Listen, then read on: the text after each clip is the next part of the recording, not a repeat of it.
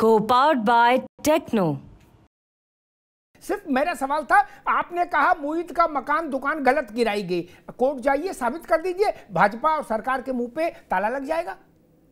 मैं आपसे करेंगे कि नहीं, इसका लंबा नहीं, छोटा जवाब, फिर राज्य एक छोटा ही दे दो, मैं छोटा ही दूंगा, जैसा आप चाहोगे वैसा दे दूंगा। ये हमारी पार्टी को तय कर रहा है, हम कहाँ कोर्ट में जाएंगे, वो हमारा है, उसमें तो ना तो बीजेपी का प्रश्न है ना आपका प्रश्न है, वो तो हम लोग तय करेंगे। हम पार्टी के साथ खड़ी है, उनकी पार्टी ने राष्ट्रीय अध्यक्ष जी ने डीएनए की मांग करी थी, याद होगा आपको अच्छे से। ठीक है जोशी जी, ठीक है, मैं भी चला था, ठीक है, जांच भी हो गई। अब रुको भैया, ठीक है।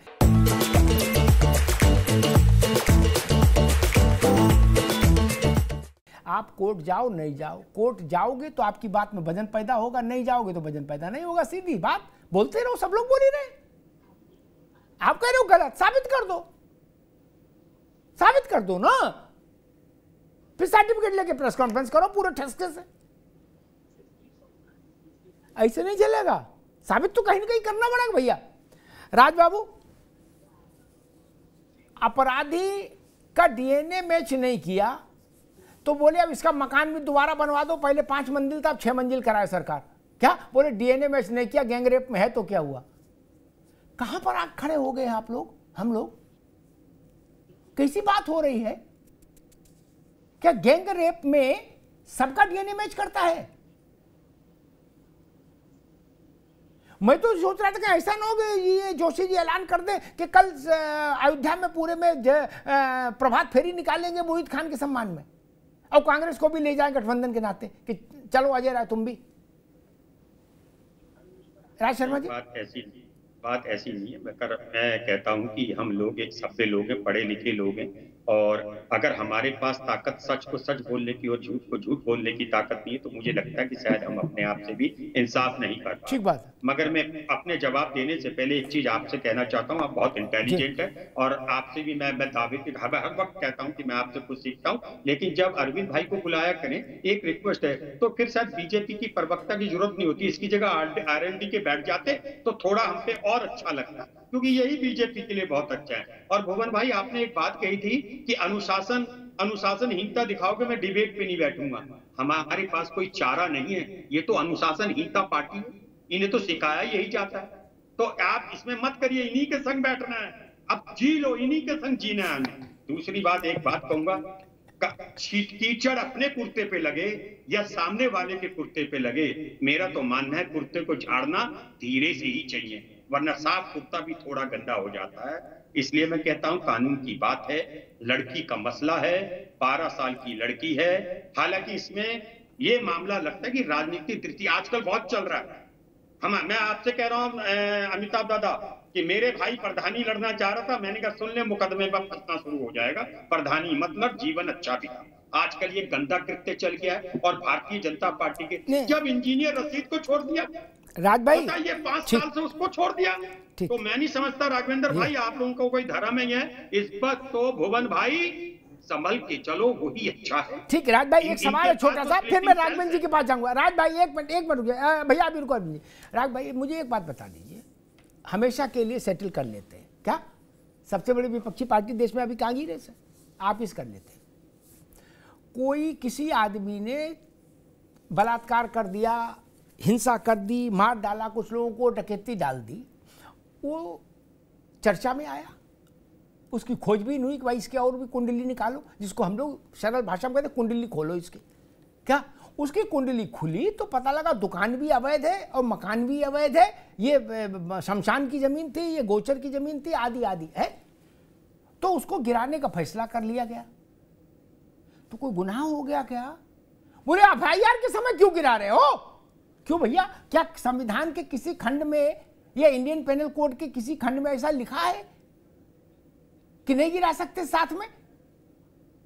रेप का मुकदमा और मकान का ध्वस्तीकरण साथ नहीं चल सकता, ऐसा कहीं लिखा है क्या राज बाबू? नहीं, सवाल बस मेरा है, हर बार आपसे मैंने यही कहा, हमें गिराने भी, जब बना था इतनी बड़ी मंजिल बन गई, ट्रिपल स्टोरी बन गई, 2000 गज में फार्म हाउस घोड़े रख लिए गए, वो जिस अधिकारी के रहते हुए वहां वो घर पर था, वो बंगला पनपा, उस पे भी एक्शन होना चाहिए। ठीक, अब मैं राघवेंद्र जी के पास जाऊंगा। ठीक है भैया, रुक जाओ एक मिनट। राज भाई, आपने जो सवाल उठाया है ये थोड़ा ज़्यादा मासूम है। सबको मालूम है जन्नत की हकीकत क्या है, कहाँ घुमा रहे हो। आजम खान जब बना रहे थे यूनिवर्सिटी तो मुलायम सिंह से हाथ पकड़ के दस्तखत कराते थे और राज्यपाल से भी हाथ पकड़ करा लेते थे। क्या 5 साल में हो गया जितना होना था वैध अवैध? क्या फिर उसकी जांच करते करते 10 साल और लग गए, तब जाके जेल गए ना। आप कह रहे हो उसको अधिकार? अरे भाई साहब, मोहित खान सपा का अध्यक्ष था, उनकी सरकार में उसने जहां चाहा वहां कब्जा कर लिया होगा। फिर अधिकारी क्या करता? अपराधी का कभी भी दंड हो बुरा है क्या? बोले पहले क्यों नहीं दिया? अच्छा पहले नहीं दिया तो आप नहीं दे सकते क्या दंड? अब रोक है क्या? बनने क्यों दिया मैं कहता हूं। अरे हम कह रहे बन गया तो क्या रोक है गिराने पर? नहीं, बनना ही नहीं चाहिए था। अरे बनना नहीं, आदर्श स्थिति। अरे भाई नहीं, ये तर्क इसलिए नहीं चलेगा राज बाबू। अपराध हुआ क्यों? होना ही नहीं चाहिए था। अच्छा हो गया तो आप सजा नहीं दें। बोले अपराध रोका क्यों नहीं? इसलिए अब ये फ्री जाएगा। ऐसा नहीं चल सकता। नहीं रुका अपराध तो भी अपराधी को सजा तो देंगे ना। नहीं तो कल को आप कहोगे गांधी जी की हत्या रोकी क्यों नहीं? अब मार दिया तो मार दिया, अब कुछ नहीं हो सकता, कोई एफआईआर नहीं होगी। हत्या और इसमें बड़ा, अरे बलात्कार और हत्या में क्या अंतर है? नहीं, बलात्कार एक अलग चीज है, हम बिल्डिंग की बात कर रहे हैं। मैं I am not talking about बलात्कार और ये रेप के बारे में। मैं कह रहा हूँ रेप रूप की हत्या नहीं रोकी जाती, इसकी सजा होनी चाहिए। लेकिन घर बन रहा था उसको रोका जाना चाहिए, तो उस पर अधिकारी बस। ठीक।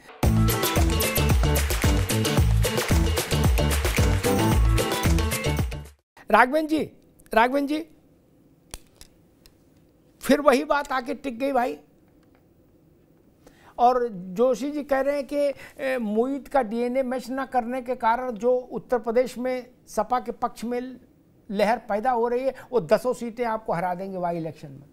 मुझे लग रहा है शायद मोहित के डीएनए इतना महत्वपूर्ण है कि उत्तर प्रदेश की बाई इलेक्शन की पूरी राजनीति उसके डीएनए पर टिकी थी।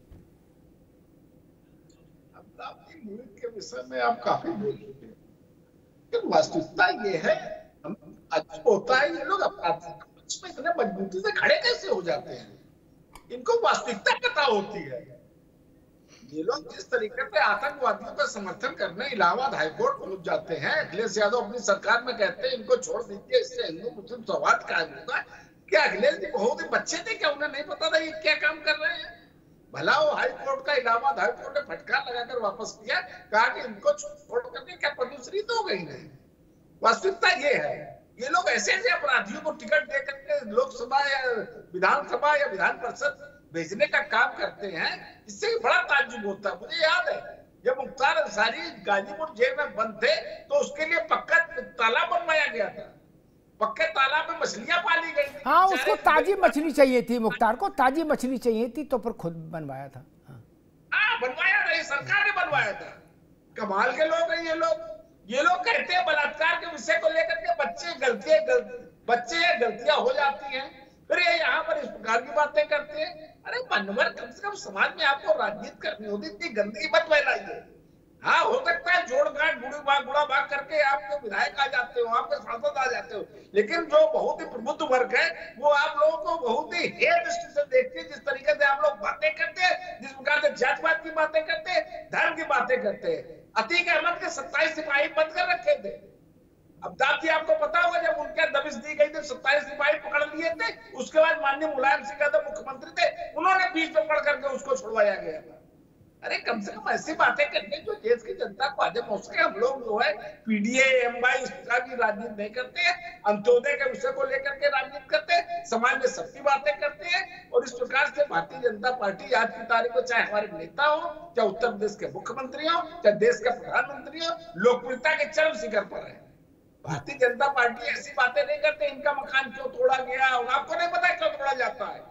एक भी मुकदमा दायर नहीं हुआ, एक भी एफआईआर इस प्रकार के घटनाक्रम में जो मकान जितने में तोड़े गए, सैकड़ों मकान तोड़े गए। गाजियाबाद में सैकड़ों गेस्ट हाउस गिरा दिए गए, उसमें एक भी न्यायालय नहीं दिया था। क्यों? कोई अतिक्रमण की जमीन पर बना था, किसी का भवन निर्माण का नक्शा पास नहीं था, कोई ना कोई त्रुटि थी, गिरा दिए गए। इसमें ऐसी कौन सी हमारी सरकार गलत काम करती है? सुप्रीम कोर्ट के निर्णय आने से पहले हम लोग संविधान का पूरा सम्मान करते हैं और न्यायोचित बातें करते हैं। आप लोग सिर्फ राजनीति के अलावा आप लोगों को कुछ नहीं आता है। एम भाई अच्छा ये बताइए, पीडीए लेकर के आए हैं, इसका पूरा फॉर्म क्या है? अभी अखिलेश जी एक कभी अगड़े बोलने लगते हैं, कभी अल्पसंख्यक बोलने लगते हैं। आप लोग अल्पसंख्यकों को कितने हितों की रक्षा करते हैं भाई? सरकारें 4 बार आपकी रही है, छोड़ो के अच्छा यादव छोड़ दीजिए, यादव में आप ही का परिवार है क्या? चलिए हटाइए अखिलेश यादव को, दूसरे यादव को मुख्यमंत्री बना दीजिए। वाराणसी में 3,27,000 वोट कटा आपके नेता का। छोड़िए, वोट तो क्या पर्सनैलिटी बढ़ गई? 3,27,000 वोट कम पाए, क्यों पाए? क्या ग्राफ बढ़ा उनका? ग्राफ क्या बढ़ा चंद्र साहब? नेताजी का क्या, नेताजी का क्या ग्राफ बढ़ गया? 3,27,000 वोट कम पाए आप।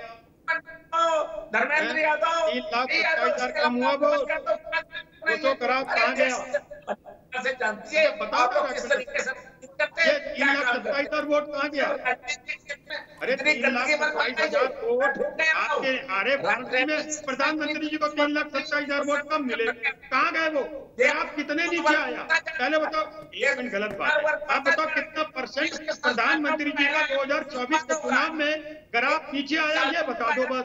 3 लाख, लगभग 3,27,000 वोट कम मिले पिछली बार से। 3,27,000 मैं कहता हूँ तो वो हार गए होते वो। अच्छा बताओ ना, तो क्या बात है? राघवेंद्र साहब उन्हें वोट कम मिला नहीं था, क्या ये नहीं बताओगे? बता दो, शर्म आती है? अरे राघवेंद्र भाई, मैं जानता हूँ कि आपको शर्म आती है बताने में। आपके नेता का ग्राफ गिरा, 3,27,000 वोट कम मिले।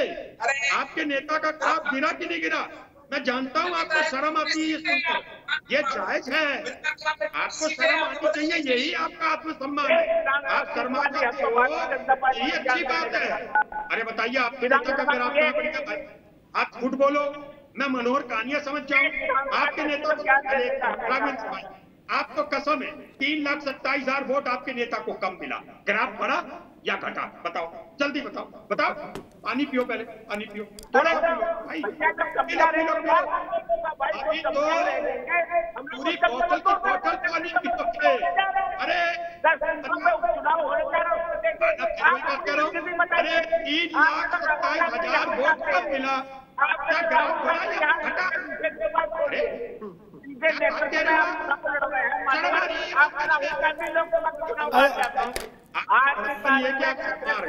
आपको शर्म आ गई? अच्छी बात है। दोनों मित्रों को रोकूंगा, दोनों मित्रों को रोकूंगा, दोनों मित्रों को रोकूंगा। राज भाई, ये चकल्लस के लिए विषय ठीक है, लेकिन ये विषय गंभीर नहीं। इसका एक उदाहरण दे देता हूं, फिर बहस बंद करें, दूसरे विषय में जाएंगे, समय भी समाप्त हो रहा है। 2019 में मायावती और मुलायम सिंह का गठबंधन था पार्टियों का।